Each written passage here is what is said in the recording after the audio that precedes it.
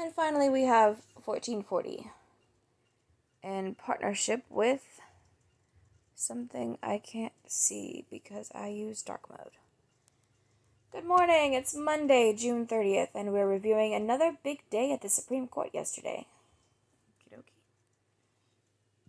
Need to know. Abortion law struck down. The U.S. Supreme Court struck down a Louisiana law yesterday, placing restrictions on abortion providers. Boo! Chief Justice John Roberts joined the court's liberal justices in the 5-4 decision. Why? The law required doctors to have admitting privileges or relationships with local hospitals in case of emergency. Oh, what a terrible law! What a terrible rule to have within 30 miles of their clinic. Proponents of the law have argued it's a common-sense safety measure protecting women's health. Yeah? Critics say the difficulty in obtaining privileges forces clinics to close. If your abortion doctor can't manage to get privileges at one hospital within 30 fucking miles, do you really want them all up in you? Come on. Critics say the difficulty in obtaining privileges forces clinics to close, and the plaintiffs said the restrictions would leave Louisiana with a single operating clinic. Good. 4 justices found the law created an undue burden on a woman's access to abortion, while Roberts cited a stare decisis doctrine, deferring to a 2016 case in which a similar law in Texas was struck down. Well, you know what? Maybe it shouldn't have been. Why? I don't understand why people lean on precedent like that when the precedent might be bad. Use some sense in your judgment of precedent. Separately, the court declined to hear a challenge to the federal death penalty, allowing executions to resume. So, yeah, they're all about killing people yesterday. Babies and criminals. I'm okay with the criminals, but the babies didn't do shit to you. The babies are people, and you are okay with killing them, apparently. Reddit issues super ban. Social media platform Reddit will close down at least 2,000 forums for violating its newly updated content policy, which explicitly bans hate speech. That can't be legal. They just updated their policy. So everything that was already there is just now shit out of luck. The list of banned communities includes 2 popular right and left-wing subreddits, The Donald and Chapo Trap House. Despite its relatively small size of 800,000 users, the former, which has no formal connection to the president, became notorious for promoting violence, I'm so sure, and fueling conspiracy theories. The decision is the latest in a long turn for Reddit, which has historically argued its loose restrictions enabled free speech. Yeah. And now they're locking up that free speech. It's not free anymore. The news comes amid a broader boycott by advertisers, largely focused on Facebook, pushing social media companies to more tightly moderate paid content on their sites. Oh, the arrogance. Adidas, Clorox, and others joined the growing list of companies pausing spending yesterday. Do you just smile and nod when people talk about Reddit, the 7th most popular website in the US? Here's a beginner's guide. Okay. Golden State Killer pleads guilty. One of the country's most notorious serial killers admitted to his crimes in court yesterday as 74-year-old James Joseph D'Angelo pleaded guilty to 13 murders and multiple rapes and burglaries across California during the 1970s and 80s. The move allows D'Angelo to avoid the death penalty. D'Angelo's crimes long baffled investigators. His early crimes near Sacramento were attributed to the East Area rapist, but he shifted to the greater Los Angeles area in 1979, where he was known as the original Night Stalker. The last known crime occurred in 1986, something he possibly aged out of killing, though 2001 DNA analysis revealed the two killers to be the same person, with their crimes consolidated under the single moniker of the Golden State Killer. The 2018 book I'll Be Gone in the Dark revived interest in the case, and D'Angelo was nabbed in one of the earliest instances of using genetic genealogy to solve cold cases. Cool. How can you build wealth for your future? Diversifund. Okay. For centuries, the 1% has had the upper hand with access to investing in high-quality, top-tier commercial real estate assets. This has been a key element to driving long-term financial success and, moreover, generational wealth. And these days, to build wealth like the 1%, you'll probably have to invest like them. Fortunately, Diversifund has made it simple and easy for you to start investing in alternatives like multifamily real estate. Diversifund is a tech-enabled platform that allows the everyday investor to access commercial real estate assets through their Growth REIT. All you have to do is answer a couple of questions and click a few buttons, and you'll instantly become a co-owner of a diversified portfolio. They'll continue doing the hard work like buying, renovating, and, when the time is right, selling the properties for maximum returns. But you don't have to worry about that. The best part? The minimum investment to get started is only $500. Get closer to your financial goals with Diversifund today. Please support our sponsors. In the know. Sports, entertainment, and culture. New York City's Broadway to remain closed for the remainder of 2020. Production shutdown affects more than 30 musicals and plays. And probably thousands of actors and stagehands and directors and producers and so on and so forth.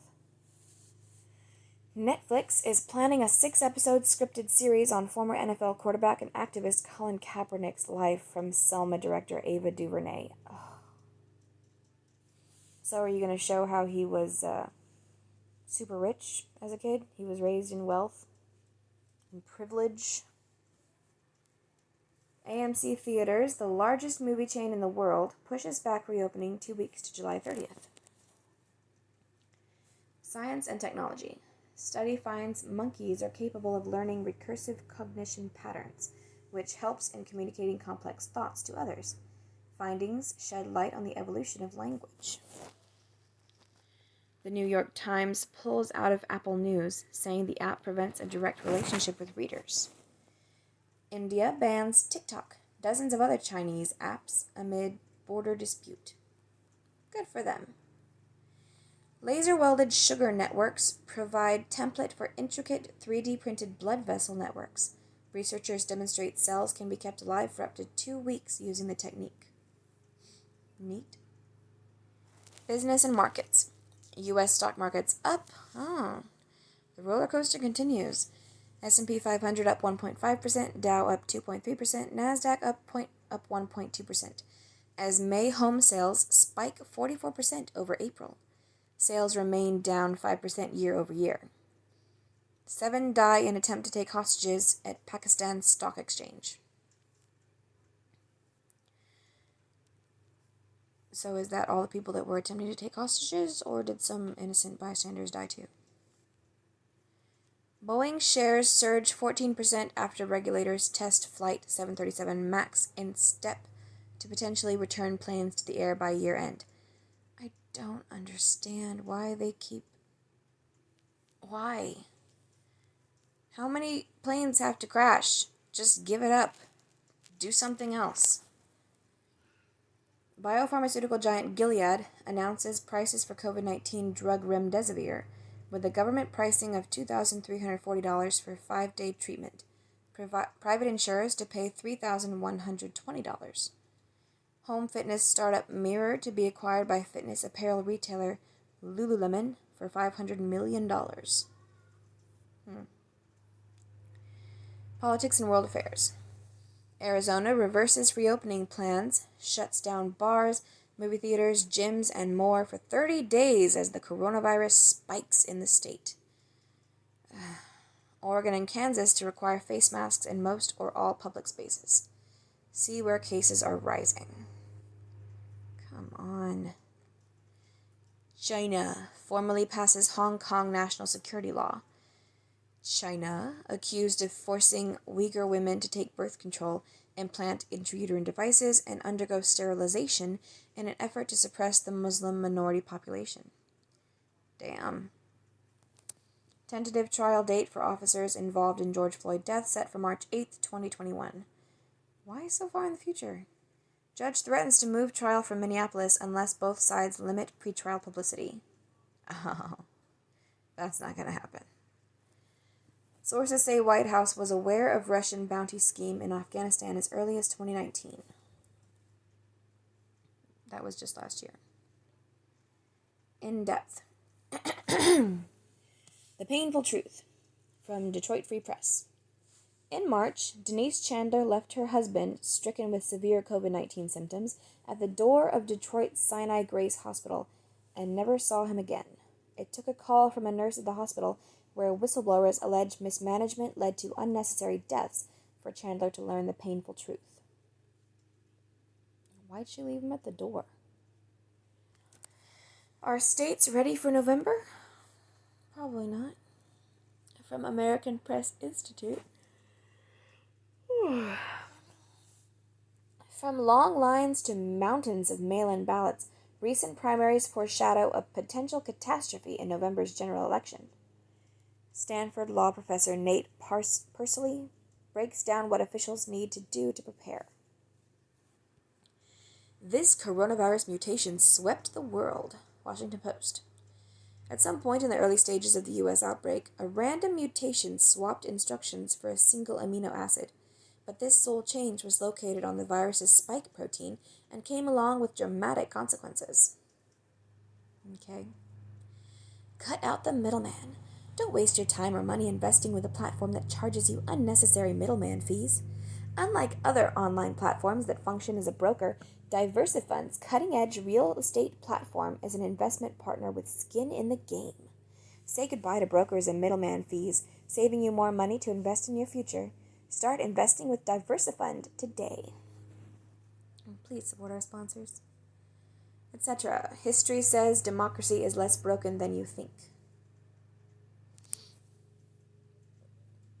Technically, I don't know why there's so much emphasis on democracy in our country because we are not actually a democracy. We are a constitutional republic. Anyway, the best photos of the year celebrating the environment.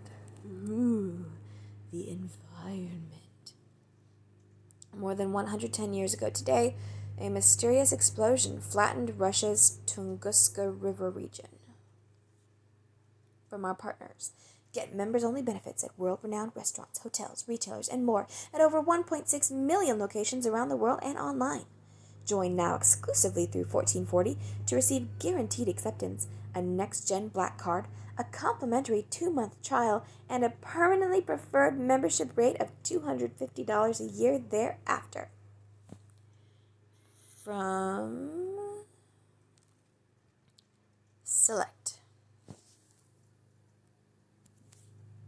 Whatever that is. Swine flu is the new coronavirus, because we didn't already have the swine flu. 4 former presidents help mark the centennial of the Negro Leagues. Okay. This chart shows how coronavirus cases track with restaurant spending. Man arrested after taking a dip in a Bass Pro Shop aquarium. Oh, that's funny. When you find the surprise hidden well beneath your historic home. Oh? Okay, I'm curious. Resident plummeted into abyss below 177-year-old New England home. Abyss, huh? A resident who plummeted into the abyss below a New England home that dates back to 1843 was pulled from frigid well water over the weekend, officials said. That is terrifying. Officers responding to a home in Guilford, Connecticut, learned a resident had fallen through a section of wood flooring, tumbling about 30 feet down into a well that had been covered up by an addition in 1981, according to the Guilford Police Department.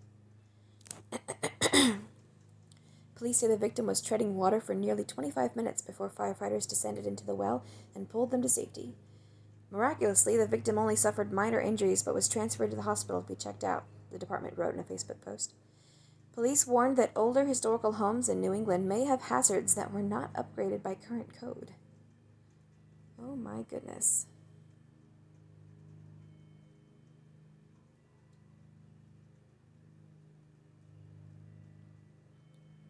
This well was most likely outside at the time.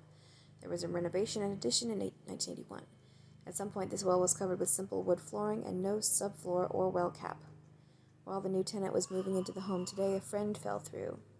Oh, so it wasn't the resident of the house, it was a friend of the resident.